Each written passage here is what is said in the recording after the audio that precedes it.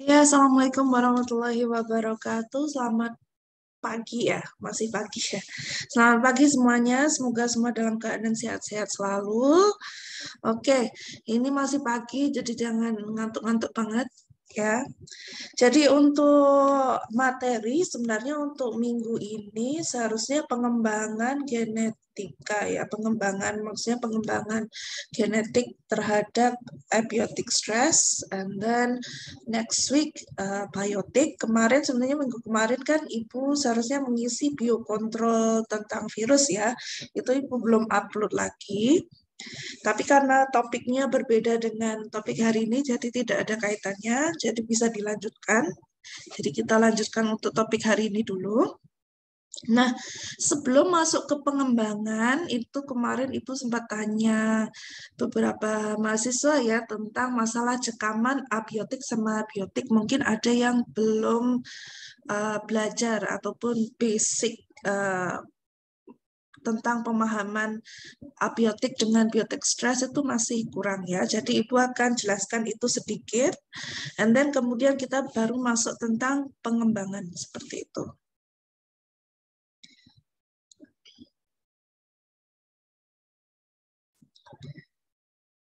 Oke.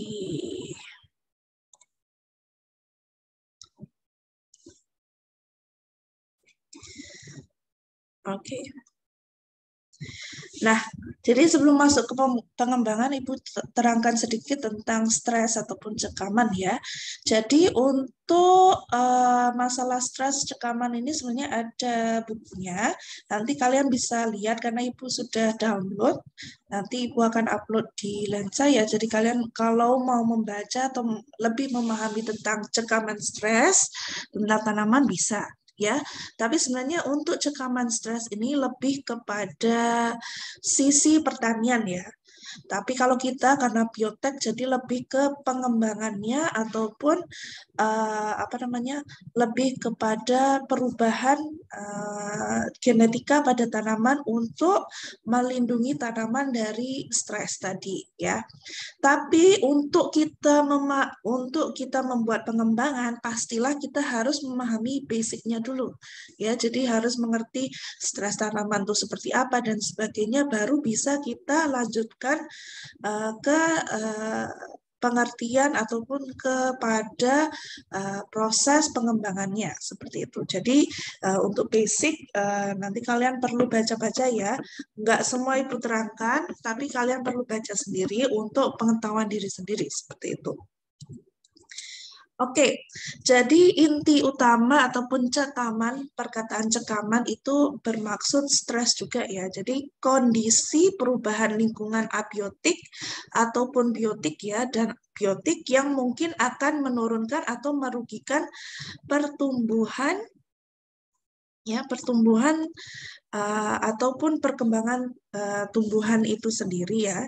Jadi sebenarnya perubahan kondisi ini disebabkan terjadinya karena penurunan kecepatan proses metabolisme yang ada di sel tanaman.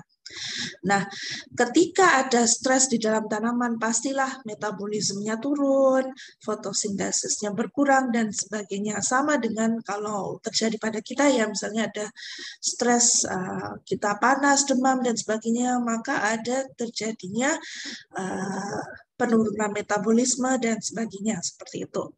Nah, setiap adanya stres ataupun cekaman terhadap sebuah tanaman, pastilah adanya adaptasi ya. Jadi tanaman perlu beradaptasi dengan cara bagaimana organisme itu mengatasi tekanan lingkungan sekitarnya untuk bertahan hidup. Intinya itu. Jadi untuk hukum toleransi Shelford ini adalah salah satu hukum toleransi ya. Jadi organisme mempunyai batas minimum dan maksimum ekologi, batas-batas toleransi ya.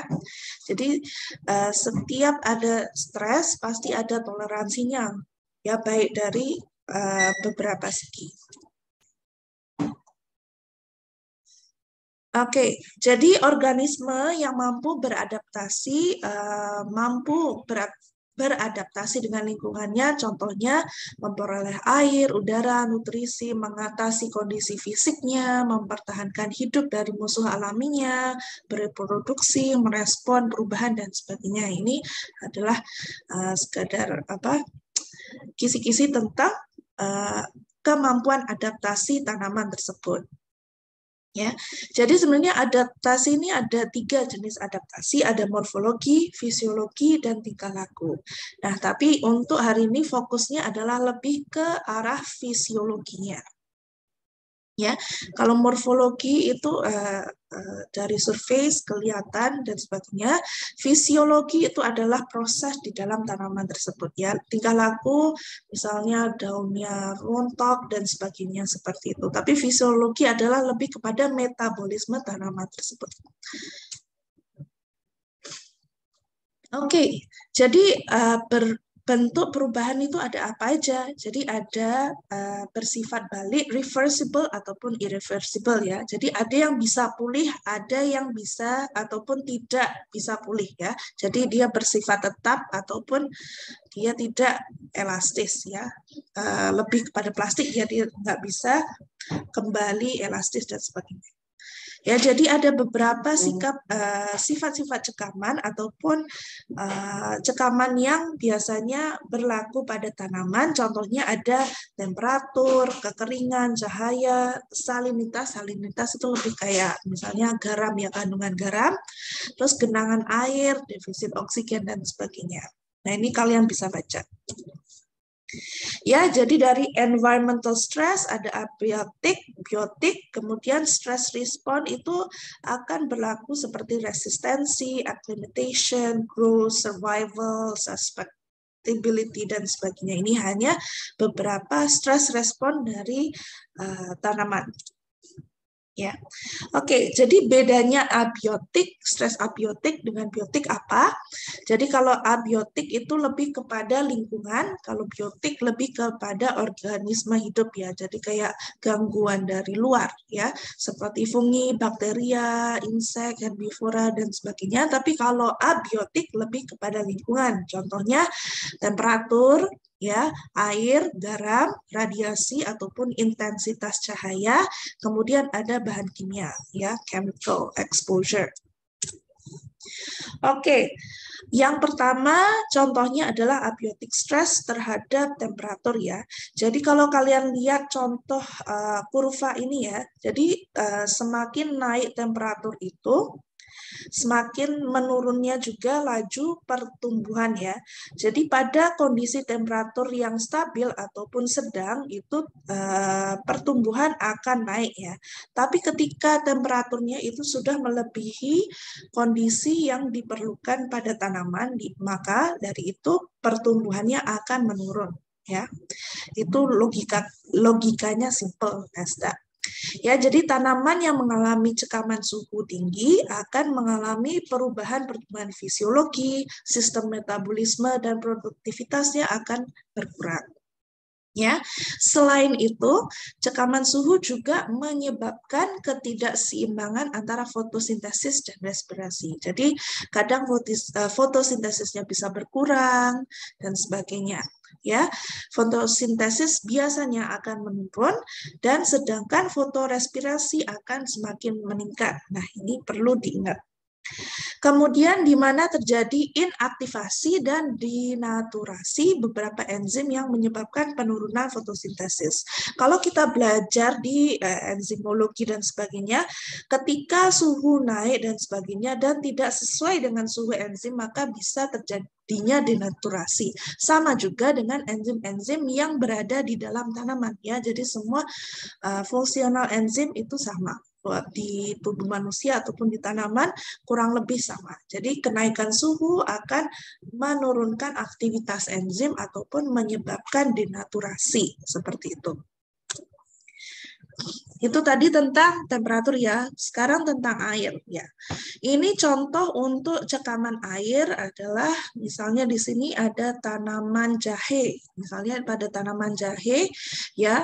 Jadi kalau ada stres air terhadap tanaman, apa yang terjadi? Yang pertama, ya, semakin tinggi derajat stres cekaman ataupun adanya stres air, kekurangan air seperti itu ya, maka terjadinya penurunan jumlah klorofil ya.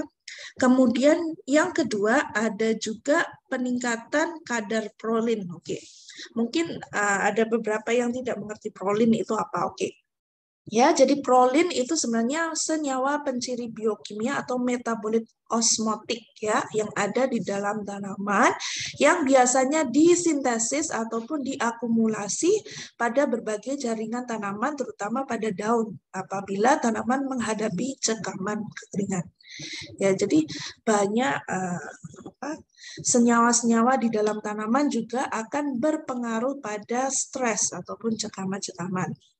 Nah, di sini juga ada istilah reaktif oxygen species, ROS ya. Biasanya merupakan molekul yang reaktif secara kimia yang mengandung oksigen.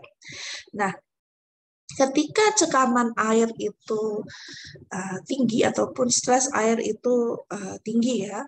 Stres air tinggi bermaksud kandungan air di dalam tanah ataupun air yang ada adalah berkurang ya. Jadi keadaan kekurangan air itu juga menyebabkan kekurangan oksigen pada tanaman.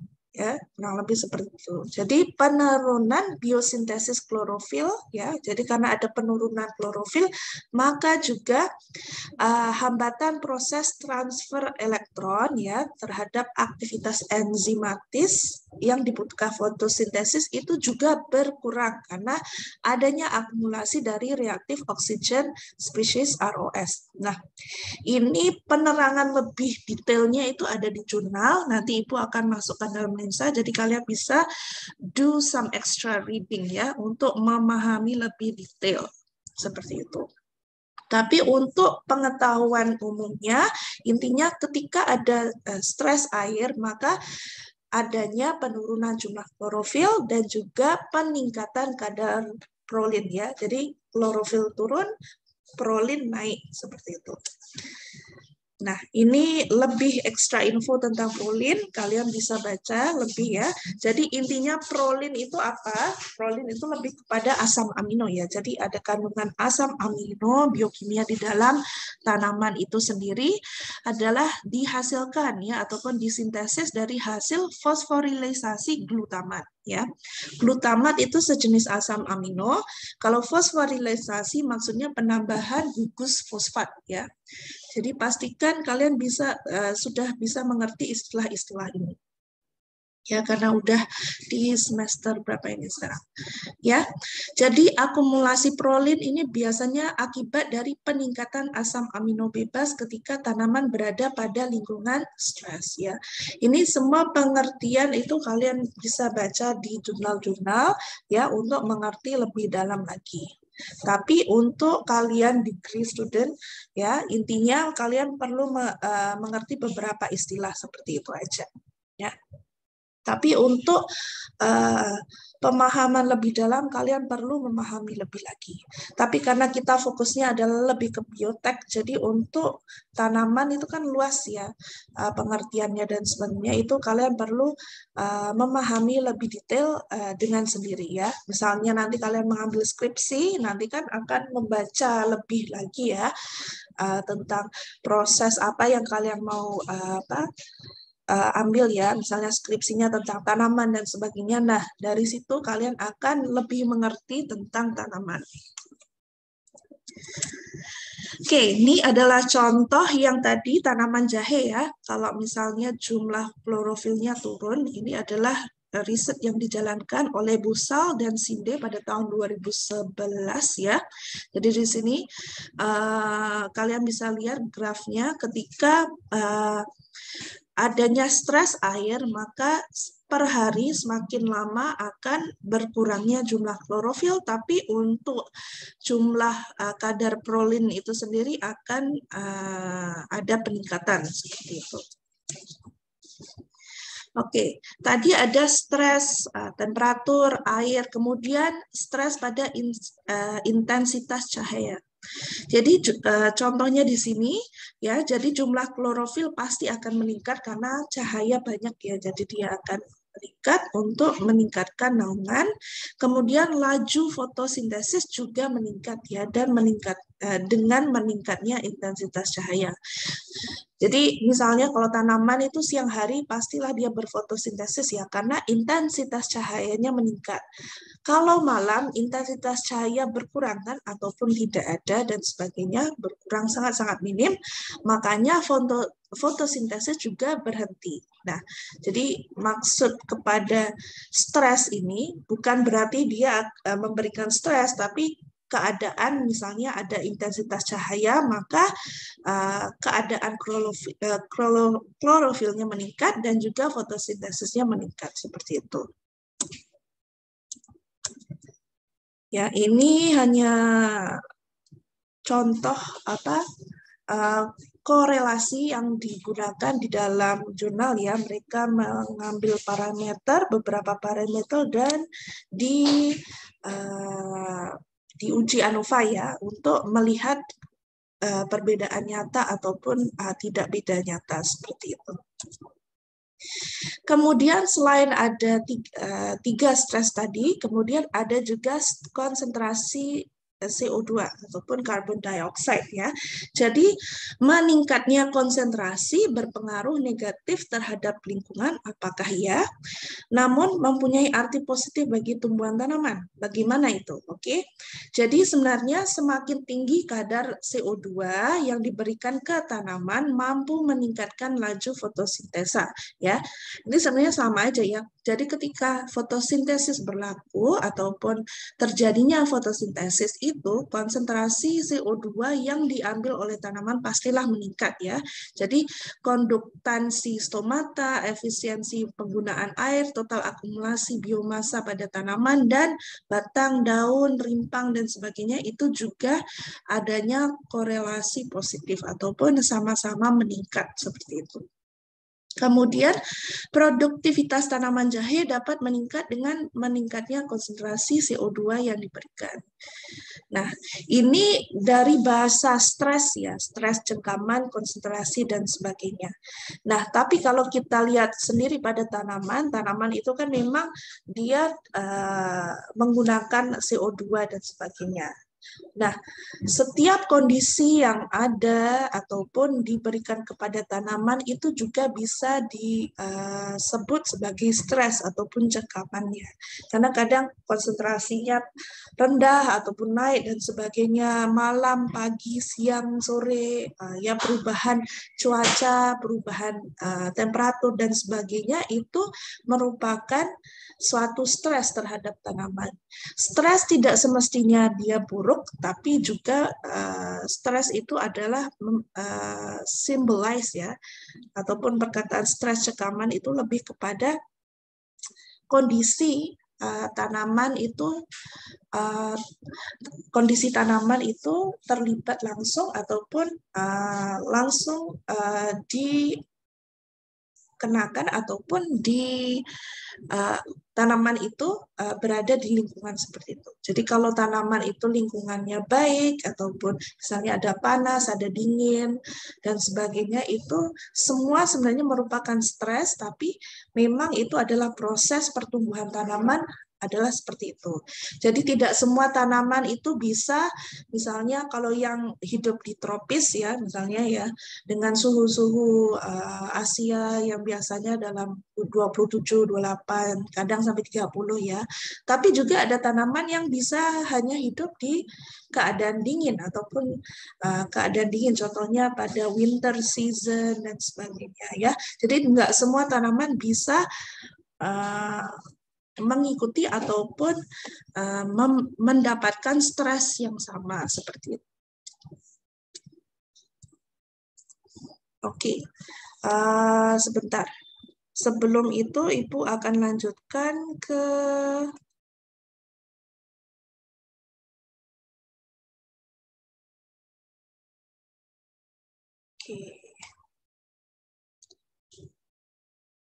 Oke.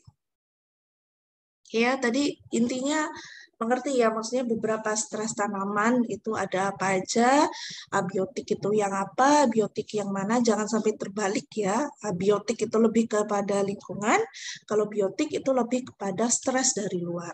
Ya, jadi semua stres ataupun cekaman itu tidak semestinya buruk dan sebagainya, kecuali yang berlebihan ya. Contohnya seperti, oke, let's say stres-stres yang berlebihan, contohnya salinitas ya, kandungan garam, kemudian misalnya ada drought ataupun misalnya banjir ya, banjir, kemudian kekeringan. Nah, itu adalah stres-stres yang levelnya tinggi seperti itu.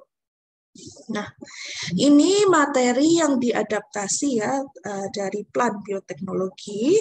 Jadi kita masuk ke pengembangan ya, terhadap pengembangan approaches ya untuk improvement pada plant abiotic stress tolerance ya. Jadi tanaman kadang ada yang terlalu sensitif, sama seperti manusia, kadang sensitif kalau kita jerawatan gitu ya, itu sensitif itu ya.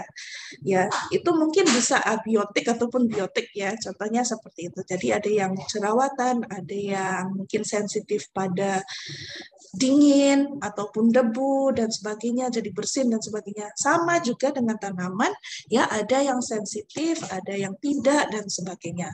Nah, cuma kalau untuk tanaman itu sendiri, kalau misalnya tanaman itu sensitif, cenderungnya akan mati ataupun produksi terhadap misalnya buah, misalnya stroberi dan sebagainya itu jadi berkurang ataupun tidak bisa berproduksi ataupun tidak bisa menghasilkan buah ataupun buahnya kecil, tidak sempurna perkembangannya dan sebagainya.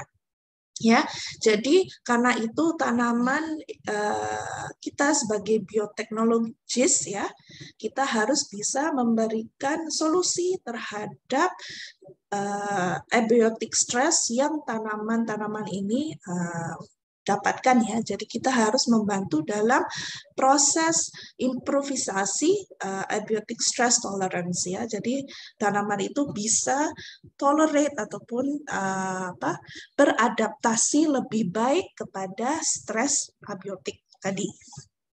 Ya, jadi adanya transgenic approaches ya untuk improvement.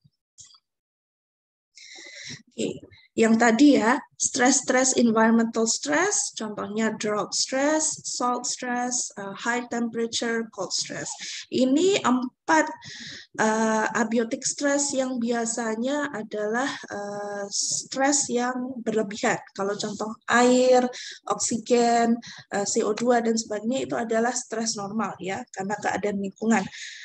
Tapi kalau untuk keempat jenis stres ini ya, kebanjiran, salinitas ya, tinggi temperatur ya, misalnya lagi musim panas ya, musim panas, kekeringan dan sebagainya. Kemudian cold stress ketika keadaan misalnya kalau di luar negeri ya biasanya winter ya, ataupun keadaan tiba-tiba kok cuacanya lagi dingin sekali dan sebagainya.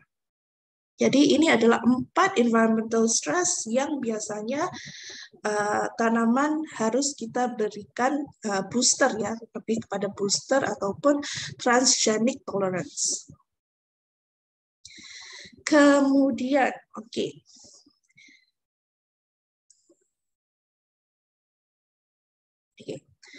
Ini Ibu akan jelaskan, translatekan kepada kalian ya.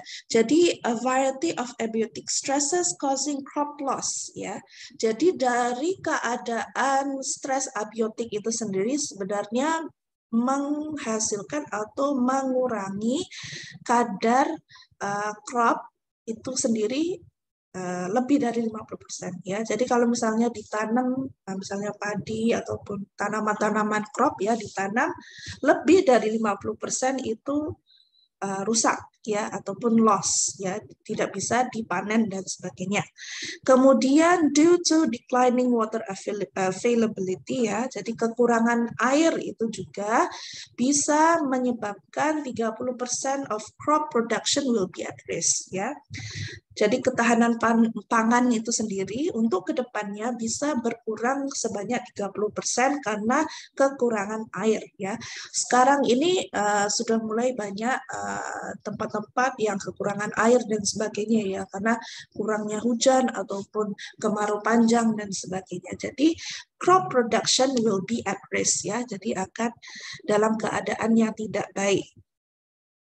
Jadi World Bank projects that the climate change will reduce crop yield by 20% or more than the year of 2050. Jadi sekarang ini banyak proyek-proyek besar termasuk UNICEF, termasuk apalagi ya, beberapa proyek besar yang biasanya akan berfokus pada food security ya.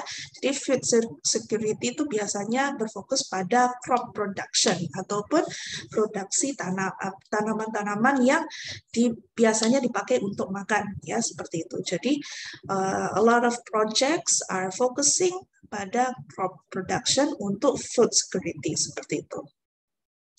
Nah, jadi misalnya riset-riset tentang pengembangan pangan ya seperti itu, ataupun pada tanaman-tanaman transgenik, tanaman-tanaman yang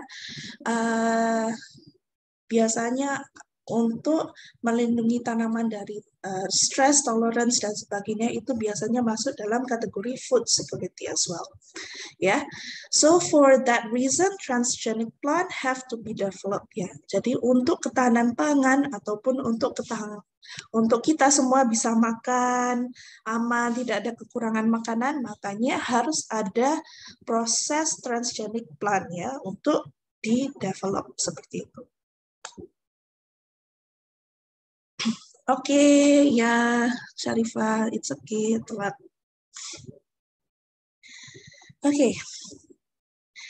Kemudian kita masuk approaches. Approaches maksudnya kepada apa itu hal-hal yang bisa kita lakukan untuk memperbaiki stress tolerance ini pada tanaman ya. Jadi ada banyak cara ya. Jadi ada engineering genes, osmotic biosynthesis, scavenging active oxygen, Lea proteins ya. Kemudian encoding genes ya, heterologous enzymes with different temperatures ya. Jadi gene yang berkaitan ataupun berkaitan langsung dengan temperatur ya, bisa di engineering ataupun di engineered ya, diubah. Kemudian engineering genetic engineering of molecular chaperones ya. Kemudian ada encoding transcription factors, cell membranes dan sebagainya. Jadi banyak. Di dalam tanaman juga banyak genes-nya. Oke, kita mulai dari osmolit biosintesis ya. Jadi apa sebenarnya yang bisa dilakukan terhadap gene of osmolit biosintesis ini adalah tolerance to abiotic stress has mainly in molecular ataupun cellular levels ya.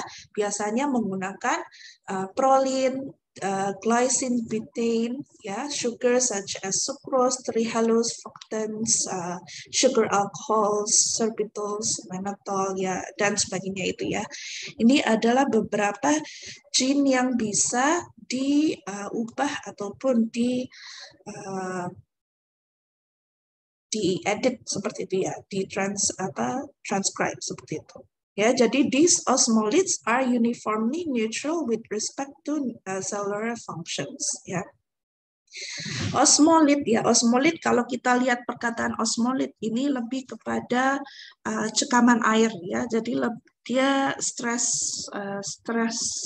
cekamannya itu lebih kepada cekaman air, kekurangan air dan sebagainya. Jadi biasanya beberapa gene ini yang akan diedit ataupun yang biasanya akan diedit ataupun di-engineered genes-nya, diganti dan sebagainya, diproses sebagainya untuk masalah osmolit biosynthesis ini.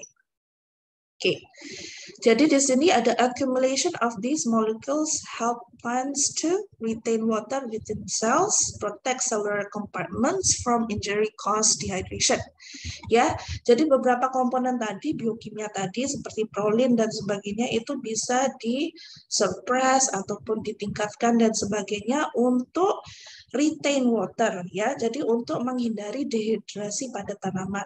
Kemudian maintain sugar pressure ya. Jadi kalau tanaman itu misalnya kekurangan air, maka pressure pada contohnya pada leaf dan sebagainya ya, pada tanaman itu kan ada daun-daun itu kan kayaknya seger seperti itu karena ada osmotic pressure di dalamnya. Jadi ketika kekurangan air, osmotic pressure itu berkurang, maka daun itu layu ya.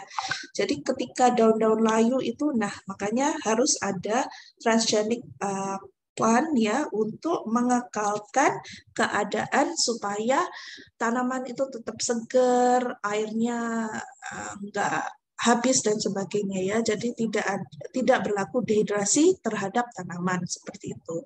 Jadi ini beberapa fungsi molekul tadi terhadap plant tadi ya. Jadi mengurangi cekaman air dengan memberikan toleransi terhadap beberapa fungsional tadi. Oke, Atika Syarifah.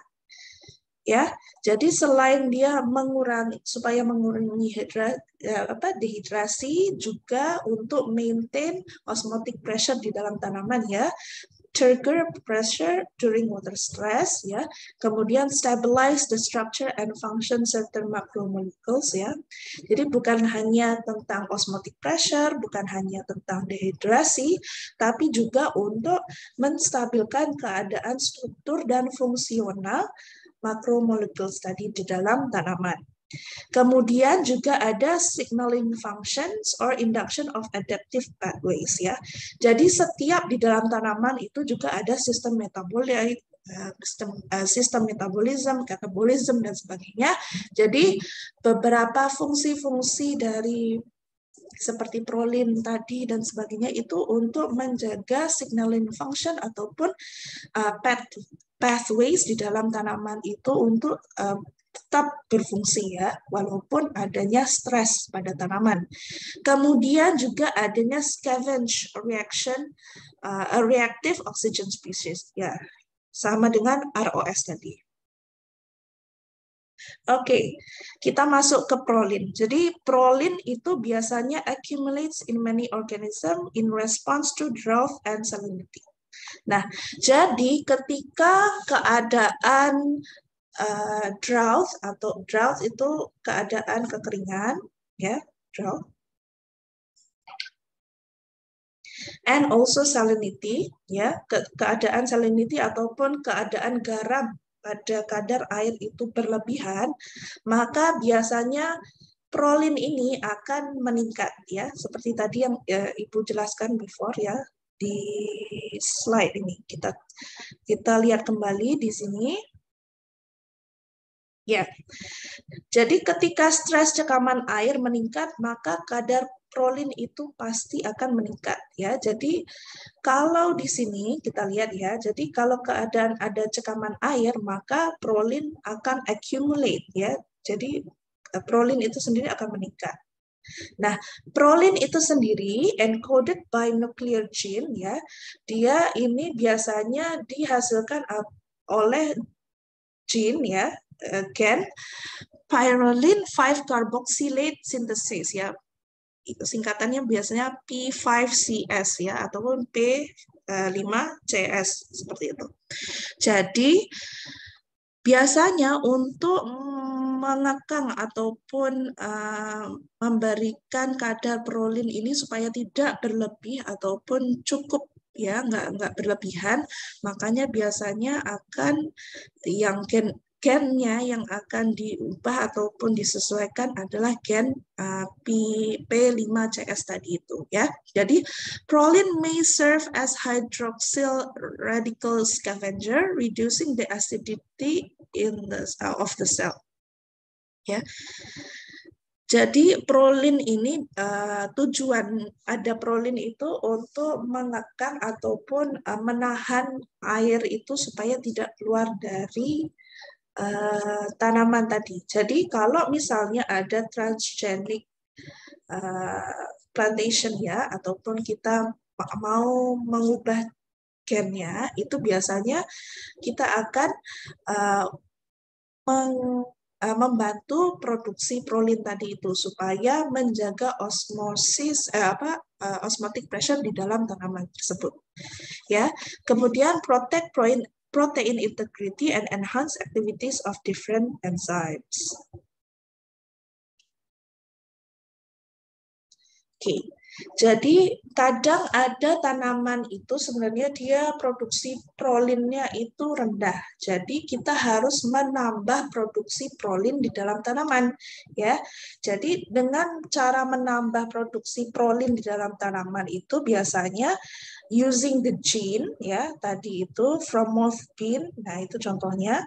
Itu bisa misalnya dari tanaman lain yang memiliki ketahanan terhadap cakaman air, kita ambil gennya, kemudian gennya ditransfer ke tanaman yang tidak bisa ataupun tidak tolerance dengan keadaan cekaman air tadi ya.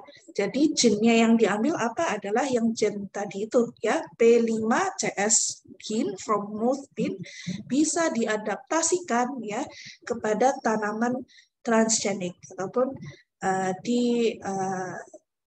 diambil gennya kemudian ditransfer ke tanaman yang less tolerant seperti itu. Ini antisense prolin dehydrogenase BDH in transgenic Arabidopsis ya. Jadi ada beberapa jenis-jenis gen yang memproduksi prolin tadi seperti itu. Oke, ini ada beberapa contoh transgenic plants for prolin ya. Jadi ini adalah gennya, molecular function-nya apa, terus source-nya apa ya, dari tanaman apa, dan ditransform ke tanaman apa. Nah, biasanya untuk prolin tadi itu seperti Oryza sativa ya, Tabacum, G-Max, dan sebagainya ya. Ini jadi beberapa, ini kalian tidak perlu hafal semuanya, tapi cukup mengetahui ya. Jadi kira-kira paling tidak mengetahui beberapa jenis transgenic plant yang involve produksi prolin seperti itu ya.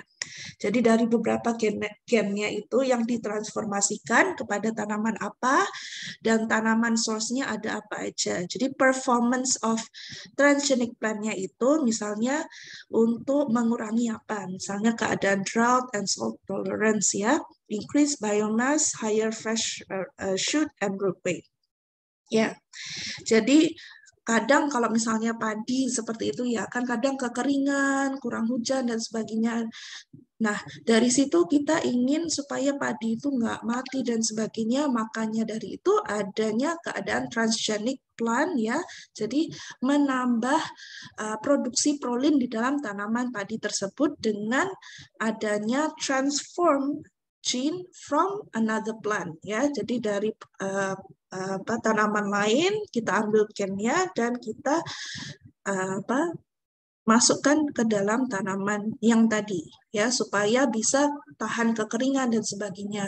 Especially di Indonesia itu sendiri, kadang kan kita kemaraunya kadang agak panjang, kadang tiba-tiba hujan udah lama nggak hujan dan sebagainya. Jadi ada beberapa source air yang berkurangan dan sebagainya. Jadinya keadaan keperluan transgenic plant ini diperlukan untuk keadaan ekstrim seperti itu.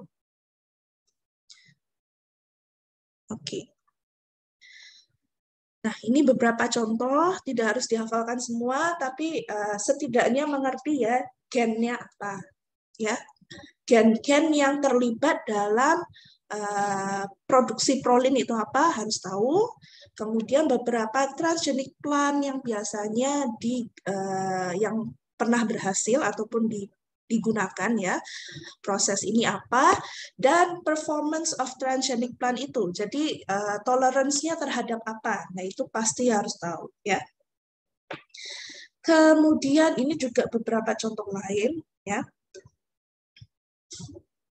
Biasanya transform plant yang biasanya diperlukan itu adalah tanaman-tanaman yang memang tergenang air, ya, seperti padi. Padi itu kan memang harus banyak air ya. Jadi ketika kekeringan itu pastilah ada problem pada tanaman padi itu. Ya, jadi makanya harus adanya transgenic transformation seperti itu, karena ada beberapa gen-gen yang diperlukan oleh tanaman tadi. Ya, jadi kalau tanaman-tanaman itu lebih banyak suka air, ya tergenang dan sebagainya, itu kemungkinan besar itu bakal kekurangan gen-gen yang memproduksi prolin ya, seperti itu. Nah, lain halnya seperti tanaman-tanaman yang memang mereka tumbuhnya di tempat yang kering seperti itu. Contohnya seperti kaktus, tanaman lain itu ya, yang memang mereka tidak memerlukan banyak air ya. Jadi mereka ini memiliki gen-gen prolin yang tinggi seperti itu ya. Banyak gen-gen yang bisa mencekam ataupun menahan cekaman stres air seperti itu. Nah, tapi untuk tanaman yang seperti padi tadi yang tergenang, yang memang memerlukan banyak air, itu pasti biasanya memiliki gen yang kurang untuk produksi prolinnya. Jadi biasanya adanya transformation of gene tadi ya, gen tadi. Kemudian ada yang namanya glycine betaine ya, ataupun biasanya disingkat sebagai GB. Ya, biasanya accumulates in the chloroplast and plastids and increases the tolerance of plant to various abiotic stresses, contohnya drought, salinity, and freezing. Nah, tadi itu kan prolin, sekarang ini glycine betaine ya. Kalau glycine betaine itu lebih kepada chloroplast dan plastid. Ya, jadi lebih kepada tanaman yang biasanya memiliki daun yang besar. Seperti itu. Ya, the physical role of GB in alleviating osmotic stress ya. Jadi fokusnya adalah pada daun-daun tadi ya. Jadi untuk menahan osmotic stress pada tanaman. Biasanya itu tanaman-tanaman yang gagangnya tuh kayak hijau itu ya, terus daunnya agak besar seperti itu, kelihatan seger seperti itu, daunnya tuh tebal dan sebagainya, itu biasanya memerlukan adanya glycine betaine. Ya, jadi also protects protein, enzyme activities, underwater defects, and stabilize membranes. Ya, itu adalah fungsi lainnya dari alleviating osmotic stress. Oke, mungkin ada beberapa yang nggak mengerti maksud alleviating. Alleviating itu untuk maksud lainnya adalah meringankan. Ya, jadi misalnya ada osmotic stress ini, alleviating itu maksudnya adalah untuk meringankan, memberi peringanan, ease ya. Jadi maksud kata alleviating itu. It can help stabilize the protein tertiary structure and prevent or reverse disruption of tertiary structure. Ini ada kaitannya dengan protein structure ya. Kemudian accumulation is limited due to choline supply. Ini intinya itu aja ya, diingat aja. Biasanya produksi GB ini biasanya akan limited kalau ada choline supply ya. Jadi transgenic potato plants expressing a bacterial choline oxidase BAG leads to high levels of GB under drought stress. Oke, di sini maksudnya apa? Jadi transgenic potato plants ya, yang sudah ditransgenikan, expressing a bacterial choline oxidase gene. Nah, choline ini diambil dari bakterial ya, dari bakteri ya, untuk meningkatkan level of GB tadi ya, meningkatkan level of glycine betaine tadi under drought stress ya, ketika keadaan kekeringan. Ya, jadi kalau yang tadi, kalau yang gen untuk produksi prolin adalah biasanya diambil dari genetika tanaman. Nah, untuk glycine betaine ini dia ambilnya dari bakteri. Contohnya ada E. coli, ya. Jadi dari produksi gene yang memproduksi choline itu adalah diambil dari bakteri. Contohnya ada apa aja nih? Ada E. coli, kemudian apalagi beberapa bakteri ya, Vulgar, Hortensis ya. Jadi gene-genenya apa aja yang biasanya memproduksi choline ataupun betaine itu sendiri ya. Jadi kalau yang gen yang biasanya menghasilkan molecular function betaine itu biasanya kata kuncinya ada BA di depan ya, BADH, BADH. Nah, ini biasanya adalah gene yang memproduksi betaine-nya langsung. Ya, dia memproduksi betaine-nya langsung tanpa adanya choline. Nah, choline kalau misalnya dia dikasih choline, contohnya gen CHO, beta ya, ini contoh-contoh yang memproduksi choline. Nah, kalau memproduksi choline, otomatis di tanaman itu sendiri bisa memproduksi betaine tadi, betaine glycerin ya, glycine betaine tadi. Nah, jadi kalau misalnya tidak ada choline, bisa saja transgenic plant-nya itu langsung menggunakan gen yang langsung memproduksi betaine tadi ya.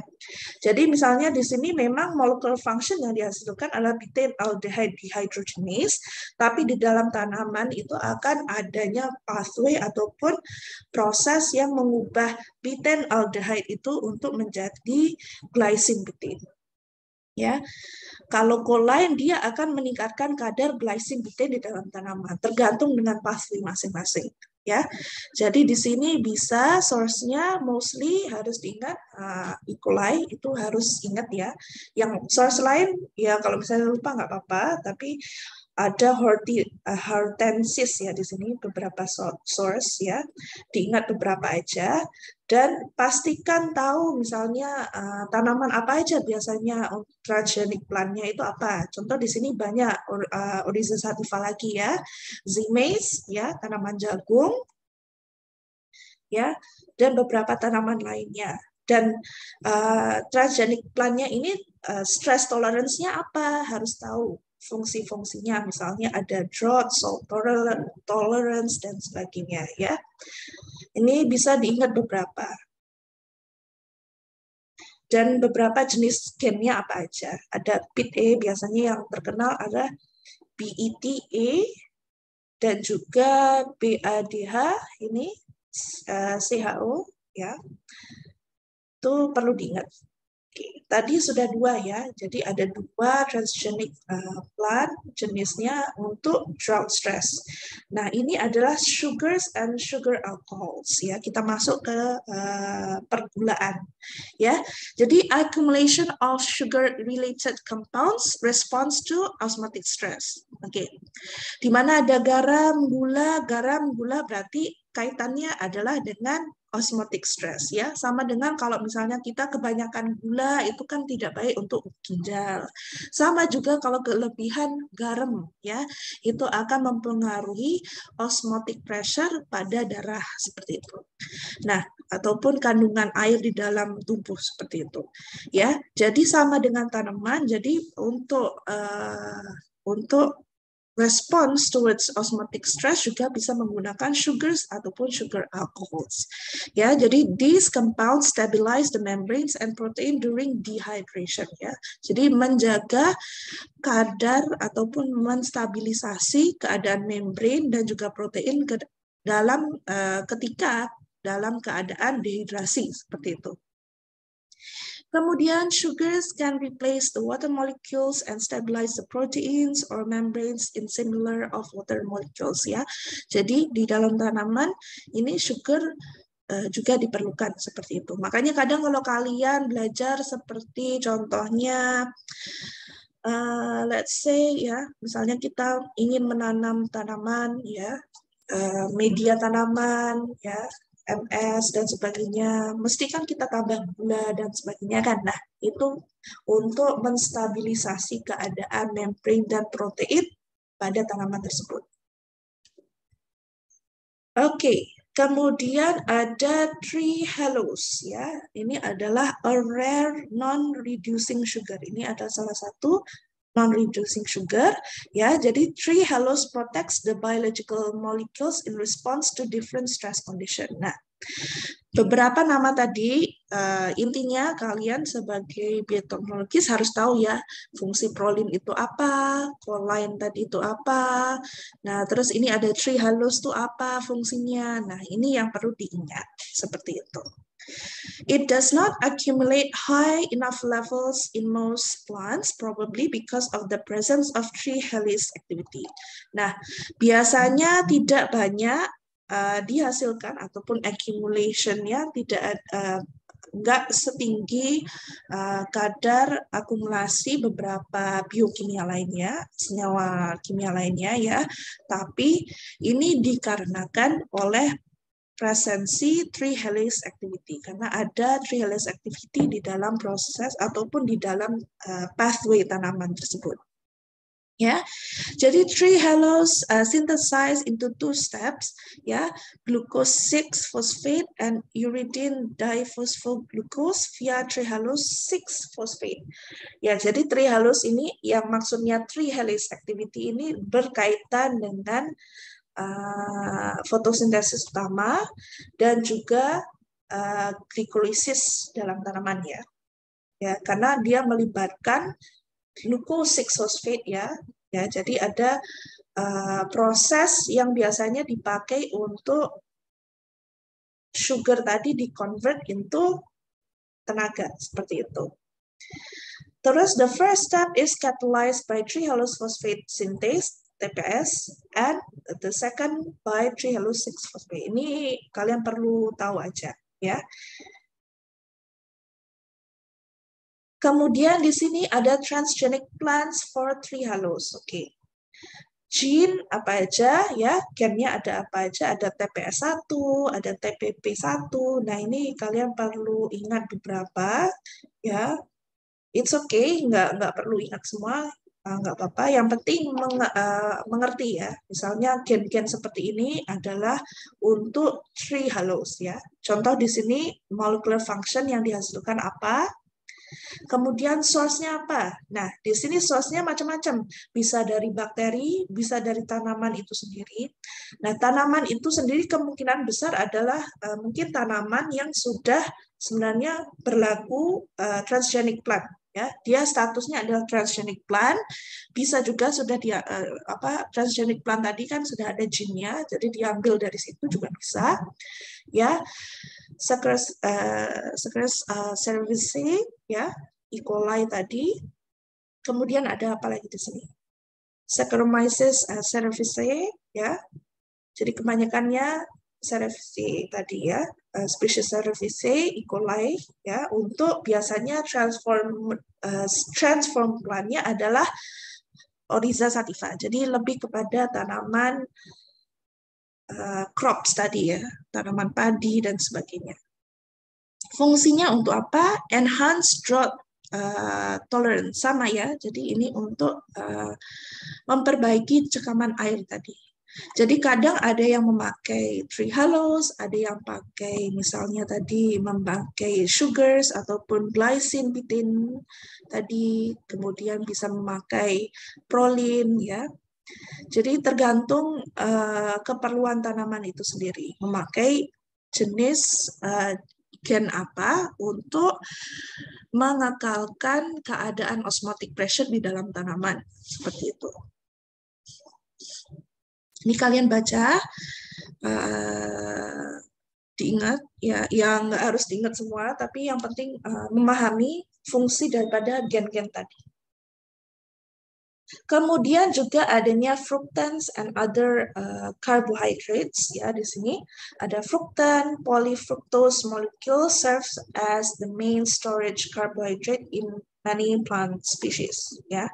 Jadi untuk tanaman biasanya fructan, polyfructose ya, biasanya sugar fructose seperti itu adalah untuk fungsi utama ataupun storage karbohidrat utama di dalam tanaman. Kemudian, fructans are to be involved in abiotic stress tolerance by virtue of their presence in vacuoles.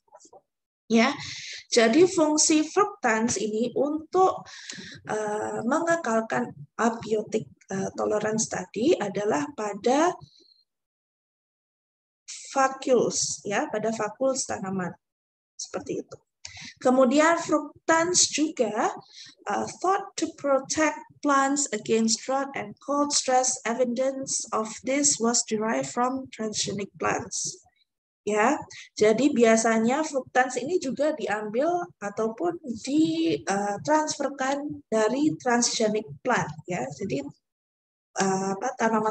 tanaman yang sudah ditransgenikkan itu diambil fructansnya untuk ditransfer kembali ke plant lain untuk menjadi transgenic plant. Gitu.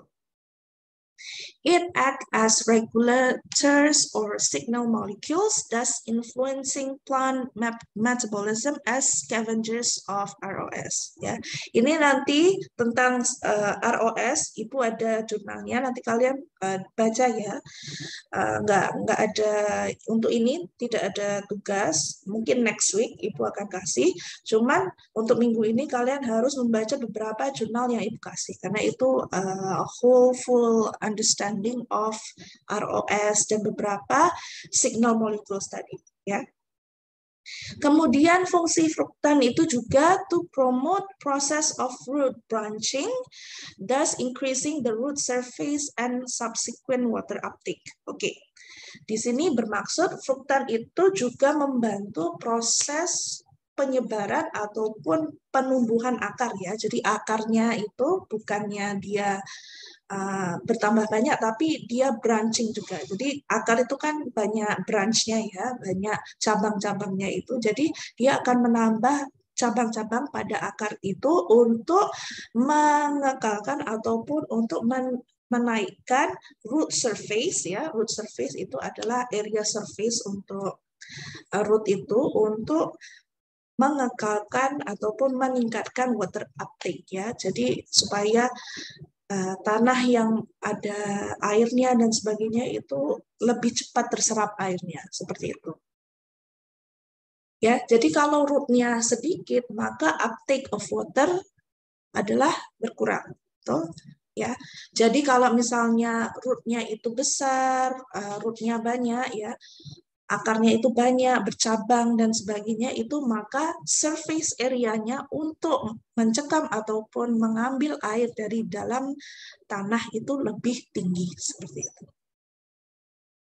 Oke, di sini fructans and other carbohydrates. Contohnya gen-gen apa saja? Nah, ini ada SACB, IMT1, MTLD, ya, mannitol 1-phosphate dehydrogenase, inositol, ya, levanssucrase, fructosyl transferase, ya, banyak yang beberapa molekul functionnya yang biasanya source-nya ataupun asalnya diambil dari bakteri, ya, dari E. coli, subtilis, Bacillus subtilis, ya, Thaliana, dan transform plant-nya ataupun tanaman-tanaman yang di transgenikan adalah contohnya ada Tabacum, melonkina, ya, beberapa tanaman ini.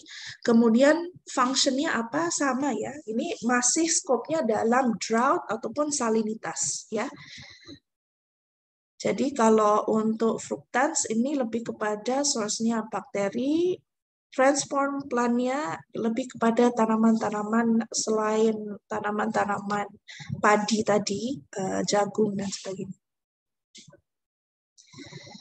Oke, sampai situ mengerti kan? Maksudnya beberapa gene yang diambil untuk ditransgenikan untuk menahan ataupun memberikan tolerance pada tanaman tersebut supaya bisa menahan air ataupun mengekalkan osmotic pressure di dalam tanaman tersebut. Oke. Oke. Kemudian setelah itu ada engineering of genes encoding enzymes for scavenging active oxygen. Oke. Sebelum masuk ke scavenging active oxygen, yang sebelum ini ada yang tidak mengerti kah? Atau ada yang mau bertanya sebelum dilanjutkan? Oke. No answer. Okay, let's continue. Okay, engineering genes encoding enzyme for scavenging oxygen. Ya, sekarang lebih kepada oksigen, ya, active oxygen. Okay, plants suffering from various stresses which lead to overproduces active oxygen species in cells. Okay, ketika plant ataupun tanaman itu suffer ya ataupun mendapatkan banyak stres dari luar, maka akan lead ya akan mengakibatkan kepada overproduces active oxygen. Jadi akan menghasilkan produksi oksigen yang berlebihan seperti itu, active oxygen di dalam selnya. Padahal biasanya tanaman itu lebih banyak mengambil CO2 ya, dia lebih tend to CO2. Ya, jadi kalau terlebih active oxygen itu juga tidak baik untuk tanaman seperti itu. Nah, to minimize ataupun untuk mengurangi damaging effects of the active oxygen, plant produces antioxidant to detoxify harmful oxygen. Nah, kalau ketika kebanyakan active oxygen, maka tanaman itu sendiri biasanya akan menghasilkan antioksidan. Nah, kalian mungkin sering dengar ya, tanaman ini banyak antioksidan, terus dan sebagainya. Nah, fungsi antioksidan ini untuk detoxifying ataupun untuk detoxifying harmful oxygen. Nah, untuk tanaman sendiri dia lebih kepada detoxifying harmful oxygen. Tapi kalau misalnya kita makan tanaman tersebut yang memiliki high antioksidan, kita juga akan tanaman tersebut ya ataupun buah dan sebagainya yang kita makan itu juga akan membantu detoxifying our toxic di dalam badan seperti itu. Jadi genes encoding enzymes with antioxidant capacity such as ascorbate, peroxidase, superoxide, dismutase, glutathione reductase. Mungkin kalian tidak asing dengan perkataan beberapa nama ini ya. Mungkin sering dengar tentang ascorbate ya. Kemudian glutathione itu sangat famous untuk misalnya untuk kita lebih berseri putih dan sebagainya whatsoever ya. Biasanya untuk kosmetik dan sebagainya juga menggunakan glutathione reductase. Ya, jadi ini adalah gene yang encode kepada antioksidan. Contohnya di sini, ini beberapa contoh kalian perlu ketahui saja ya. Jadi contohnya ada transgenic alfalfa, ya, overproducing superoxide dismutase showed reduced injury from water deficit and freezing stresses in field condition. Ya, jadi ketika dia overproduce gene tadi ataupun hasil daripada synthesis of that gene itu akan mengurangi keadaan dehidrasi pada tanaman dan juga untuk mengurangi freezing stress. Ya, jadi ketika misalnya contoh dalam keadaan dingin, misalnya keadaan winter, maka tanaman itu bisa survive pada keadaan yang dingin, ya, dingin, kekurangan air seperti itu. Kemudian ada engineering chloroplast superoxide dismutase juga in tobacco lead to an increase in chilling tolerance of photosynthesis. Ya. Chilling tolerance maksud di sini bukan berarti dia dingin atau seperti apa, tapi maksud perkataan chilling itu adalah fotosintesis yang terhenti ataupun fotosintesis yang kira-kiranya itu misalnya kurang ya, fotosintesis tidak berlaku ataupun fotosintesisnya tidak berjalan dan sebagainya. Jadi chilling tolerance. Chilling di sini bermaksud dia berhenti seketika ya ataupun sementara. Jadi kadang ada tanaman yang tiba-tiba fotosintesisnya tidak bekerja seperti itu, tapi dia istirahat gitu, nggak tahu kenapa dia istirahat sebentar, ya chilling maksudnya. Kemudian untuk baku plants that overproduce cytosolic ascorbate peroxidase showed increased tolerance to oxidative stress. Ya, untuk ascorbate peroxidase ini membantu peningkatan tolerance terhadap oxidative stress tadi. Ya. Kemudian overexpression of glutathione as transferase, glutathione peroxidase provided some protection against cold and salt stress in tobacco. Jadi membantu proteksi terhadap keadaan dingin dan salinitas pada tanaman. Oke, jadi perlu tahu ya. Jadi contohnya glutathione itu fungsinya untuk apa? Superoxide itu lebih kepada apa? Kemudian ascorbate peroxidase itu untuk apa?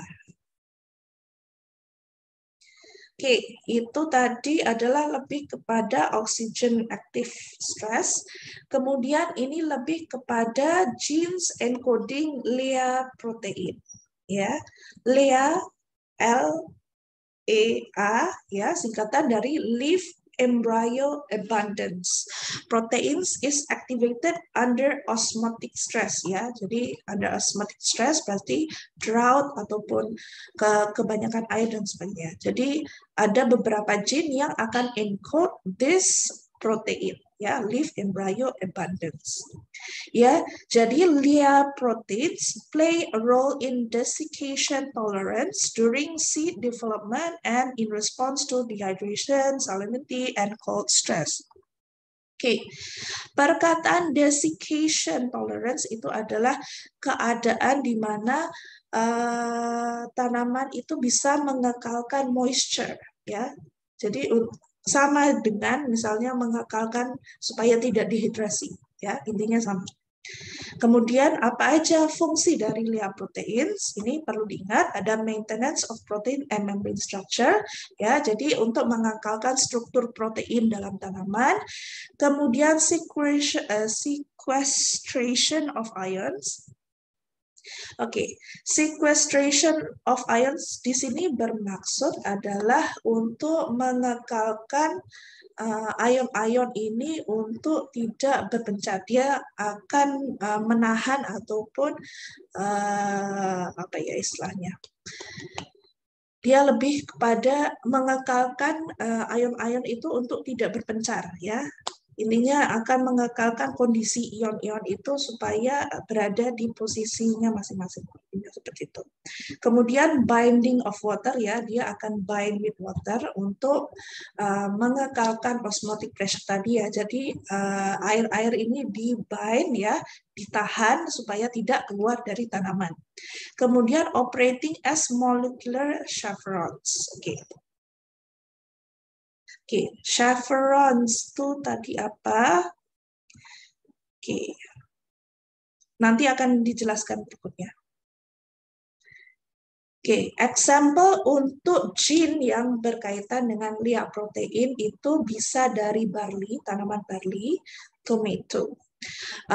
Kalau barley ini mungkin jarang ya di Indonesia, maksudnya not a famous apa namanya tanaman ya.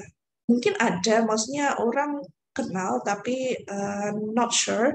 Biasanya kalau ini pengalaman ibu aja ya, kalau di Malaysia itu orang kadang suka minum air barley seperti itu. I'm not sure kalau di Indonesia gimana, tapi kalau di Malaysia emang banyak barley ya. Kadang barley itu direbus, terus diminum gitu aja, direbus sama barley-nya itu yang udah lembut itu diminum, itu biasanya bagus untuk menurunkan demam ya, untuk menurunkan demam. Dia fungsinya seperti paracetamol seperti itu. Ya, tapi lebih alami. Tapi kalau untuk demam yang sangat tinggi nggak bagus, maksudnya nggak berfungsi 100% ya, tetap harus minum paracetamol. Tapi untuk menurunkan misalnya badannya agak hangat seperti itu, biasanya suka minum barley seperti itu. Nah, itu ada barley, ada tomato. Nah, kalau untuk gene yang memproduksi lia protein ini, untuk barley adalah HVA1, untuk tomato adalah LE25. LE25, sorry. Ya, jadi ini diingat aja kira-kira. Kemudian rice plants transform with Barleylia gene possess increased tolerance to water deficit and salinity. Ya, jadi sebenarnya dari banyak-banyak gene itu semua itu berfungsi untuk mengekalkan toleransi air pada di dalam tanaman tersebut dan juga dari salinitas ya. Jadi ada yang kalau kalian membaca jurnal mungkin ada beberapa gen yang dikombinasikan untuk mengekalkan stres pada air. Di dalam tanaman ada yang hanya memakai satu gen. Nah, ini yang dijelaskan hari ini adalah beberapa gen yang berpotensial untuk menahan kekangan air di dalam tanaman. Jadi, tidak semestinya harus menggunakan satu, tapi bisa juga kombinasi beberapa gen seperti itu. Ya. Kemudian improved salinity and freezing resistance has been observed in yeast transformed with LE25 ya. Jadi yeast itu juga bisa untuk mentransformasikan gen tersebut. Oke. Sampai di sini ada yang mau bertanya, ada yang lost or anything, ada yang mau bertanya kah? Jelas ya? Oke. Kita lanjutkan sedikit lagi ya. Engineering of genes encoding heterologous enzymes with different temperature optima. Oke. Yang tadi lebih kepada oksigen ya, activity oksigen, kemudian salinitas, drought ya. Sekarang kita berpindah fokus kepada temperatur ya, untuk menahan ataupun istilahnya untuk tolerance terhadap suhu ya. Okay, homologous proteins and their specific enzymatic activities from different plant species differ in terms of temperature. Ya, jadi setiap protein, enzymatic activities itu biasanya berlaku ataupun terjadi pada keadaan temperatur yang berbeda-beda ya. Jadi ada yang pH-nya tinggi, pH-nya sedang ataupun normal, ada yang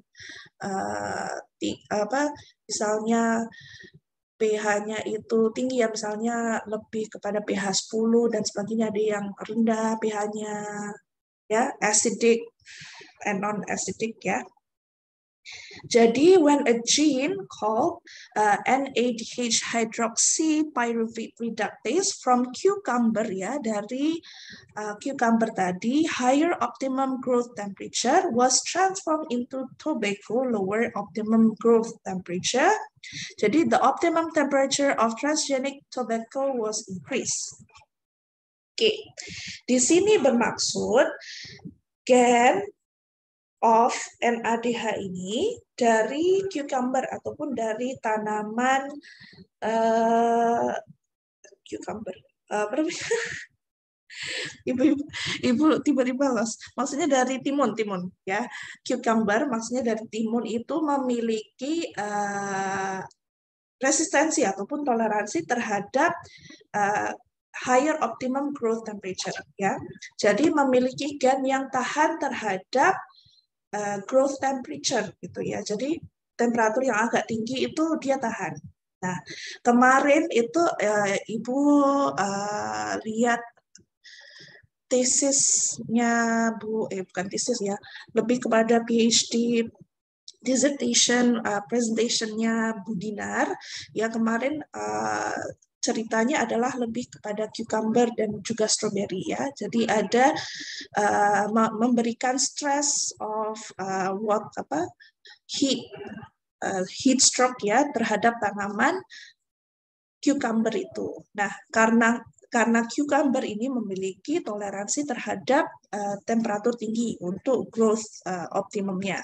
Nah, ketika tanaman timun ini memiliki potensi terhadap toleransi high temperature tadi, makanya dia bisa ditransformasikan kepada tobacco yang memiliki lower optimum growth temperature. Jadi tobacco ini sebenarnya sangat sensitif kepada suhu yang tinggi seperti itu. Jadi ketika ditransferkan, ya transform into tobacco, maka optimum temperature of transgenic tobacco was increased. Jadi dari tadinya yang low temperature, dia bisa tahan sedikit dengan temperatur yang lebih tinggi seperti itu. Ya, nah itu tadi untuk temperature ya. Jadi menggunakan gen NADH hydroxy pyruvate reductase. Ini adalah hasil dari gennya. Kemudian ada genetic engineering of molecule chaperones ya. Kalau Inggrisnya chaperones ya. Assess and maintain correct folding and trafficking of cell proteins are crucial for plants to survive abiotic stresses. Oke, di sini bermaksud maintain correct folding. Jadi protein itu kan ada yang secondary, ada tertiary, ada quaternary structure ya. Nah, dari beberapa struktur itu kan kadang kalau misalnya ada stres, protein itu bisa denature ya.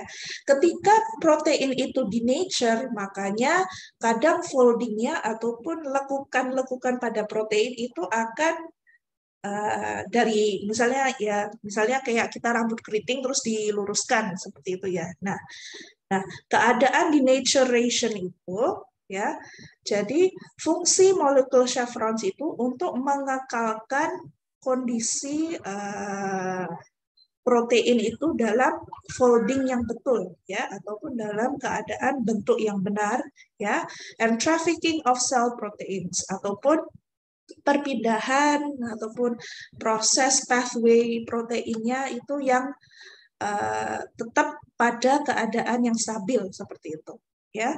So are crucial for plants to survive abiotic stresses ya. Jadi ketika metabolisme pada dalam tanaman itu mengalami gangguan, maka tanaman itu bisa mati ya. Sama juga dengan manusia seperti itu. Jadi chaperone ini, molekul chaperones ini adalah fungsinya untuk mengekalkan kondisi ataupun folding pada protein tadi.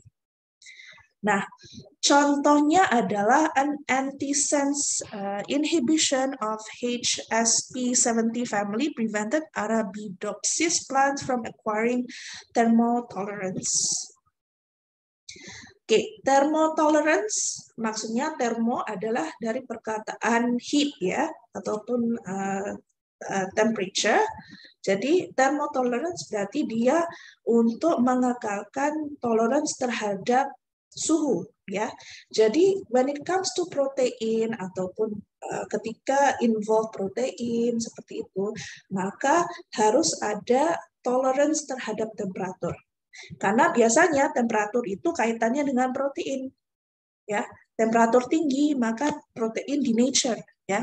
Jadi gene-gene yang biasanya untuk mengekalkan keadaan protein folding itu adalah untuk tolerance terhadap temperature ya, terhadap temperature tadi. Ya, jadi ada antisense inhibition of gene HSP70 family ya pada Arabidopsis plants. Kemudian ada heat shock proteins ya, sama biasanya kena untuk chaperones ini ingat aja kata kunci di depannya adalah H dengan S ya. Nama gennya di depan adalah HS. HS bermaksud heat shock ya. Itu adalah kode untuk heat shock proteins from soybean, ya contohnya ada dari soybean, corn, wheat, tobacco, complemented a thermotolerance defect in yeast caused by deletion of yeast HSP104. Ya, contohnya seperti itu.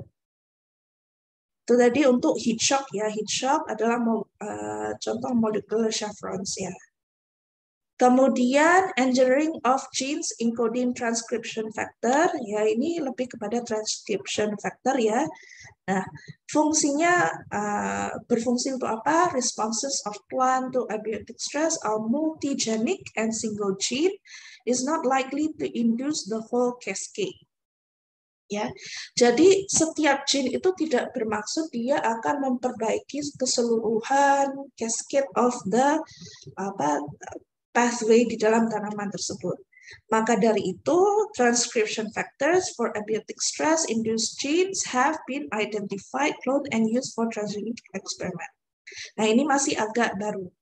Jadi bukan hanya gene-nya saja yang ditranscribe ataupun digunakan untuk transcription plants ya, ataupun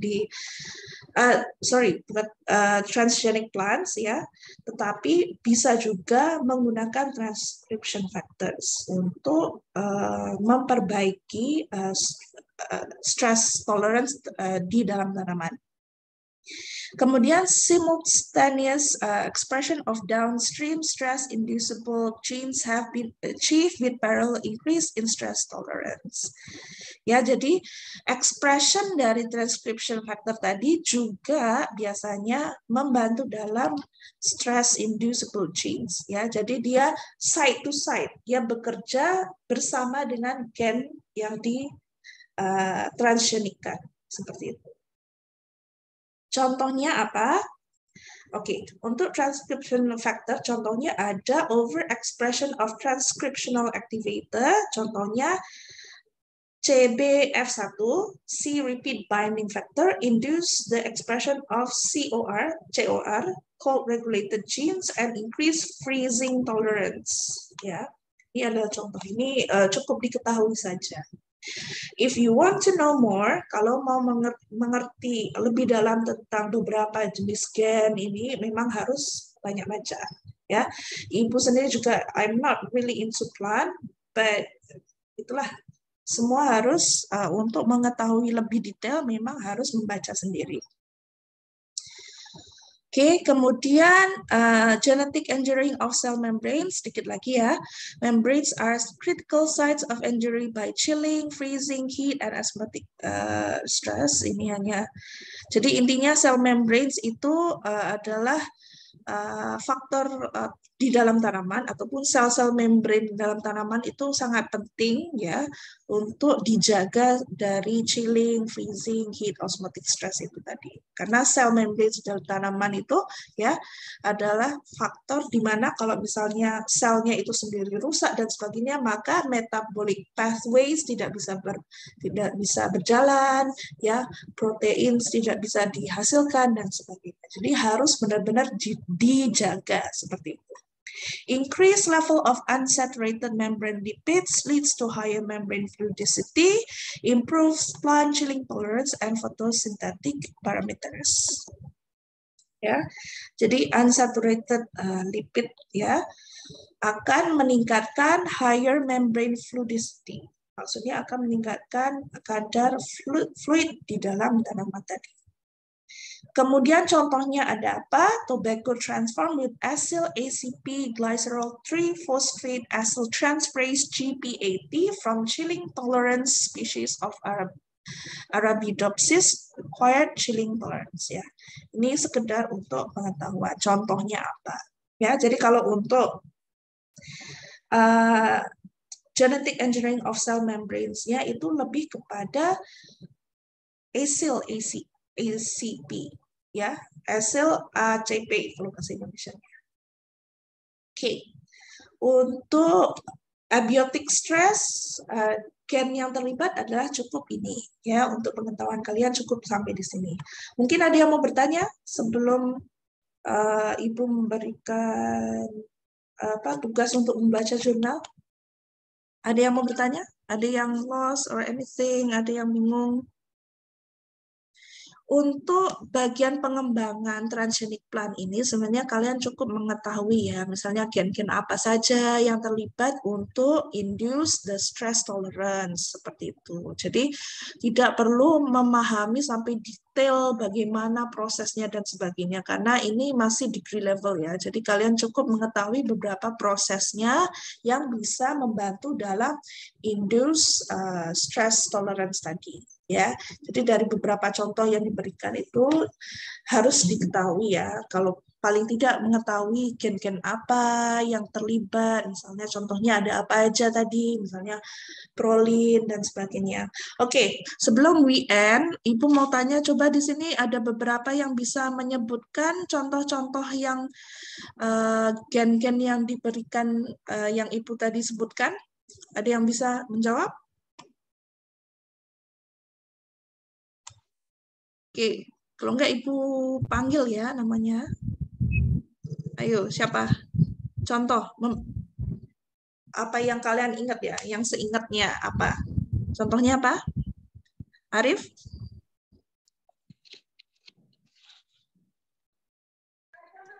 Ya, Bu.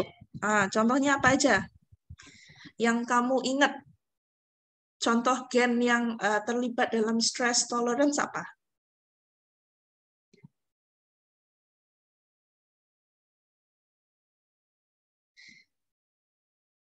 Halo, halo.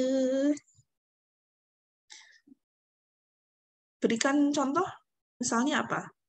Transgenic plan-nya apa? Oke, let's say.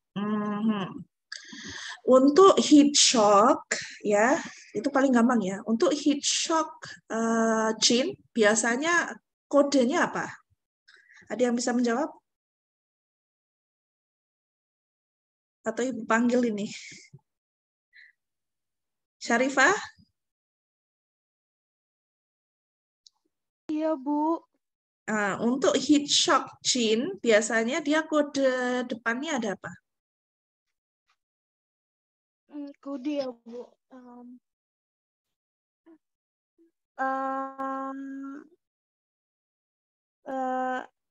I'm not quite sure about this.